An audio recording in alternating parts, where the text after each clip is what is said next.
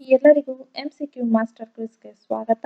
ಇಂದಿನ ಮೊದಲನೇ ಪ್ರಶ್ನೆ, ವಿಶ್ವ ಪ್ಯಾರಾ ಅಥ್ಲೆಟಿಕ್ಸ್ ಗ್ರ್ಯಾಂಡ್ ಪ್ರಿಕ್ಸ್ 2026ರಲ್ಲಿ ಪದಕ ಪಟ್ಟಿಯಲ್ಲಿ ಅಗ್ರಸ್ಥಾನ ಪಡೆದ ದೇಶ ಯಾವುದು? ಉತ್ತರ ಭಾರತ. ಭಾರತದಲ್ಲಿ ಪ್ರತಿ ವರ್ಷ ರಾಷ್ಟ್ರೀಯ ಲಸಿಕಾ ದಿನವನ್ನು ಯಾವಾಗ ಆಚರಿಸಲಾಗುತ್ತದೆ? ಉತ್ತರ ಮಾರ್ಚ್ 16. ಇತ್ತೀಚೆಗೆ ಸುದ್ದಿಯಲ್ಲಿದ್ದ ಧ್ವನಿ ಸ್ಪಂದನ ತಂತ್ರಜ್ಞಾನವು ಯಾರಿಗೆ ಸಹಾಯ ಮಾಡಲು ರೂಪಿಸಲಾಗಿದೆ? ಉತ್ತರ ದೃಷ್ಟಿ ವಿಕಲಚೇತನ ಪ್ರಯಾಣಿಕರಿಗೆ. BCCI ನಮನ್ ಪ್ರಶಸ್ತಿ 2026ರಲ್ಲಿ ವರ್ಷದ ಅತ್ಯುತ್ತಮ ಅಂತಾರಾಷ್ಟ್ರೀಯ ಮಹಿಳಾ ಕ್ರಿಕೆಟ್ ಆಟಗಾರ್ತಿ ಪ್ರಶಸ್ತಿ ಪಡೆದವರು ಯಾರು? ಉತ್ತರ ಸ್ಮೃತಿ ಮಂದಣ್ಣ. 2024-25ನೇ ಸಾಲಿನ ಪಾಲಿ ಉಮ್ರಿಗರ್ ಪ್ರಶಸ್ತಿಯನ್ನು ಪಡೆದ ಪುರುಷ ಕ್ರಿಕೆಟಿಗ ಯಾರು? ಉತ್ತರ ಶುಭಮನ್ ಗಿಲ್. ಕರ್ನಾಟಕ ಬಜೆಟ್ 2026-27ರ ಒಟ್ಟು ಮೊತ್ತ ಎಷ್ಟು? ಉತ್ತರ 4.48 ಲಕ್ಷ ಕೋಟಿ. ಮಾರ್ಚ್ 2026ರಲ್ಲಿ ಸುದ್ದಿಯಲ್ಲಿದ್ದ ಗ್ಯಾನ್ ಭಾರತಂ ಮಿಷನ್ ಯಾವುದಕ್ಕೆ ಸಂಬಂಧಿಸಿದೆ?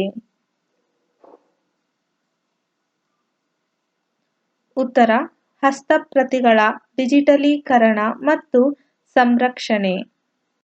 ಕರ್ನಲ್ CK ನಾಯ್ಡು ಜೀವಮಾನ ಸಾಧನೆ ಪ್ರಶಸ್ತಿ ಯಾರಿಗೆ ಲಭಿಸಿದೆ?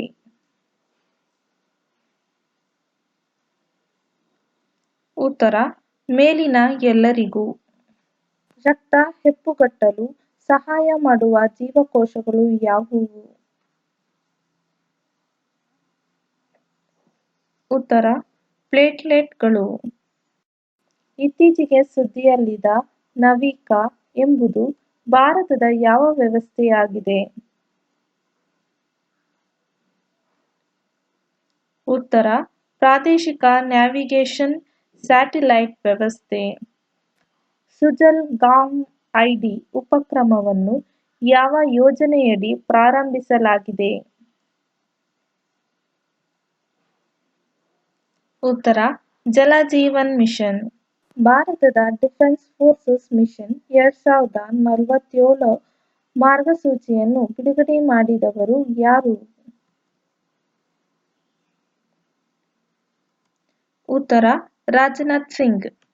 ಕುರುಂಬ ಪೇಂಟಿಂಗ್ ಯಾವ ಬುಡಕಟ್ಟು ಪ್ರದೇಶಕ್ಕೆ ಸಂಬಂಧಿಸಿದೆ? ಉತ್ತರ ನೀಲಗಿರಿ ಬೆಟ್ಟಗಳು. ಮಾರ್ಚ್ 14ರಂದು ಆಚರಿಸಲಾಗುವ ಪೈ ದಿನ ಯಾವ ಗಣಿತಜ್ಞ ಜನ್ಮದಿನಕ್ಕೆ ಹತ್ತಿರದಲ್ಲಿದೆ?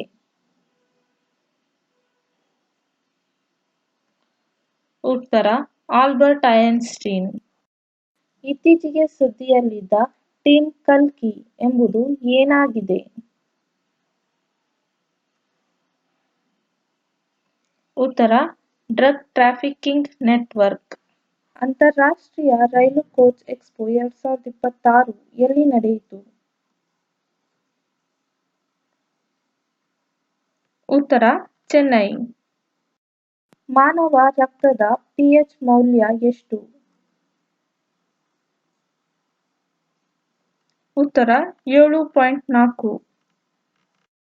ರಕ್ತದಲ್ಲಿ ಹಿಮೋಗ್ಲೋಬಿನ್ ಕೊರತೆಯಿಂದ ಉಂಟಾಗುವ ಕಾಯಿಲೆ ಯಾವುದು?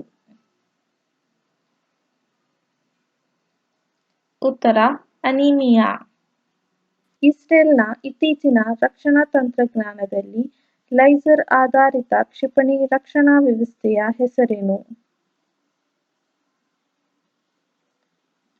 ಉತ್ತರ ಐರನ್ ಬೀಮ್. ರಕ್ತ ಹೆಪ್ಪುಗಟ್ಟಲು ಅಗತ್ಯವಿರುವ ವಿಟಮಿನ್ ಯಾವುದು? ಉತ್ತರ ವಿಟಮಿನ್ K.